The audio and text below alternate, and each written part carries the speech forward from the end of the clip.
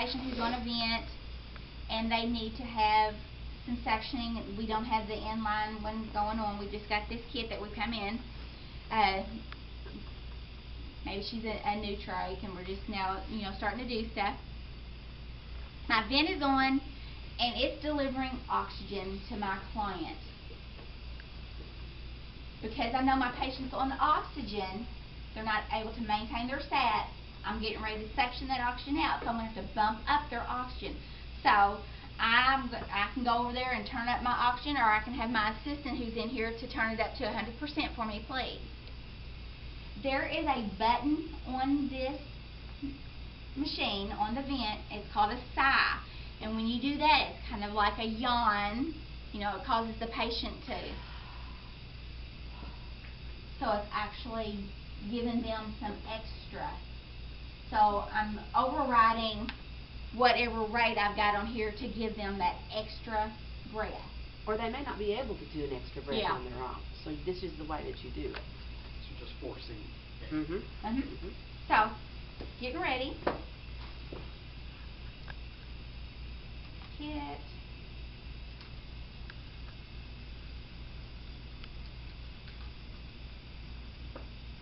Okay. Oh, I need a new box because everything else here isn't. So they may just be able to bring me a sterile water or something that I can open the top of it, and I'll just have to go down into that sterile water. Or sterile specimen cup. Yeah. Okay. So, but we're going to use this. And of course, I just touched there, so if it closes, I know it has not contaminated my stuff. And we're going to say that that is just on there perfectly. Now I'm in the unit and I don't know all this stuff, so I'm having to check everything, make sure, and it's not expired, has not been opened. I'm going to open it the first time, but I'm going to make sure and date, time, and initial it. I've opened it, I've poured it, I'm good to go. Since it's brand new, you don't have to live it. Correct.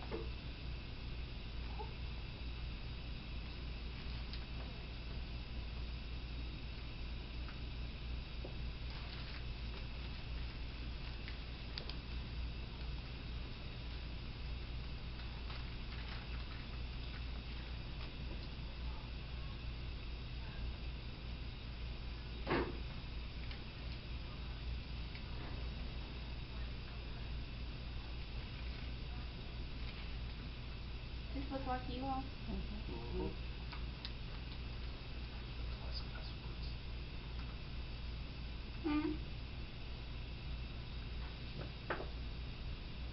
And in reality, y'all would have ripped that off and then it wouldn't keep folding on you.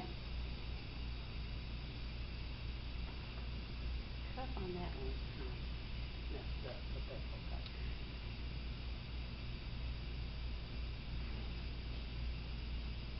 See how I hold the fingers down?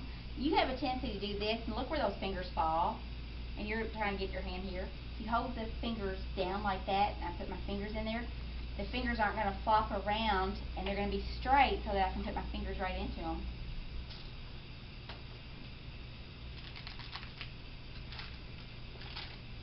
And this is sterile, so I can touch it everywhere. I have to be gentle with touching it. Top it. Okay. Then inspected my tubing. Oh, I forgot to turn my sectioning on and all that. Yes. So I'm going to ask my assistant if she could, and then. Thank you. If you get the ventilator, you get an assistant. Lost his hand.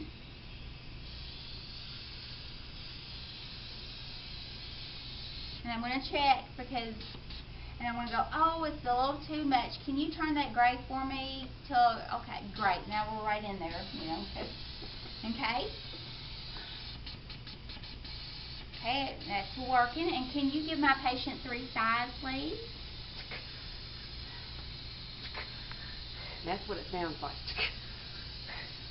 So if she's assisting me, she can do this, or I can do it. Because guess what? This hand is contaminated.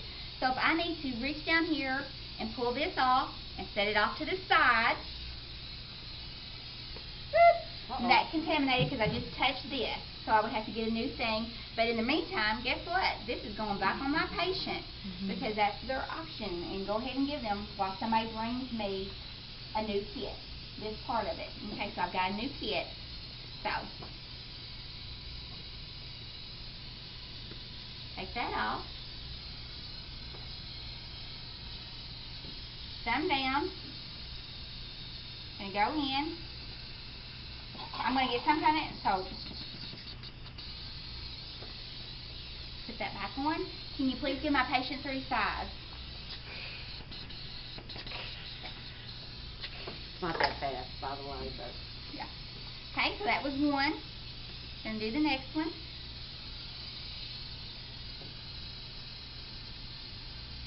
And I'm making sure that my gloves do not touch her gown or anything else.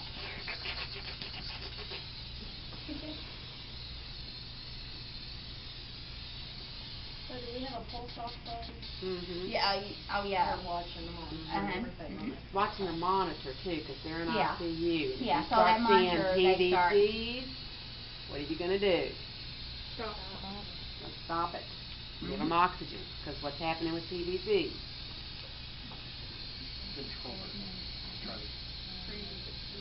They're early ventricular beats. They don't have cardiac filling. Therefore, you're not going to perfuse your cardiac muscle or anything else, right? All right. Okay, so this is the last one. And see, I can do this one-handed.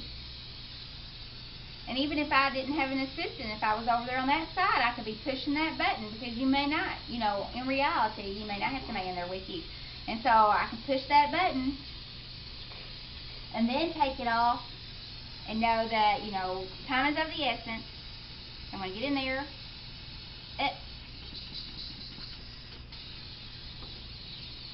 Get that back on, and then I would hit that sigh while that's, you know, and then I'm going to rinse this out. Okay. What was some of the things that I did before I got started? Yep, so guess what I need to do back now? Yes, I need to turn my oxygen back down to where it was. Because you can overload them with their oxygen. They can become toxic on oxygen. So if you leave it up to the 100%, you can kill them. And so Mrs. Whitaker talks about that. Do you do 3 sides before you turn it down? Go ahead and After give your one. last side? Yeah. You always want to, and you're going to see during this skill that we have you either tell the patient before I get started and after each sectioning unit or section pass, do 3 breaths. So 3 breaths, 3 breaths, 3 breaths, 3 sides, 3 sides, 3 sides. I mean, that's just, you know, what we are saying to do. So after that very last one, do 3, rinse this out again, turn the oxygen back down to where it was, turn my section back off, make sure everything's back to where it needs to be, and document. Now, the reason, and if they were on oxygen, it's basically the same way if they have this laryngeal trach collar on. I would be taking it off, just like I was that. So basically it's the same thing. It's around them. So I'm just going to be moving it off to the side. You know, take 3 breaths for me. I bump their oxygen up to whatever, you know, to 15 liters. Take 3 breaths. Move it out of the way. Section. Okay. Put that back on. Take 3 breaths. Rinse. Yes, ma'am. For that one, would it benefit them to move it like up over their nose and mouth? Not necessarily, because we're bypassing Right. that to go here. And to put it over their face, this is their airway. Put it over their face, they may feel kind of claustrophobic or something. It's not going to suffocate them, because this is where the air is going. I'm kind of bypassing all this, so otherwise they'd be breathing through this way anyway. They're not. They're only breathing through that. But you said they could get some air. Around. Maybe a minuscule amount if there's a little leakage. Not enough. No. So that is the trach care. You know, I'm not going to demo the oxygen because it's basically the same way as with that. I'm going to move it off to the side and all that. Okay, so now we're going to do trach care.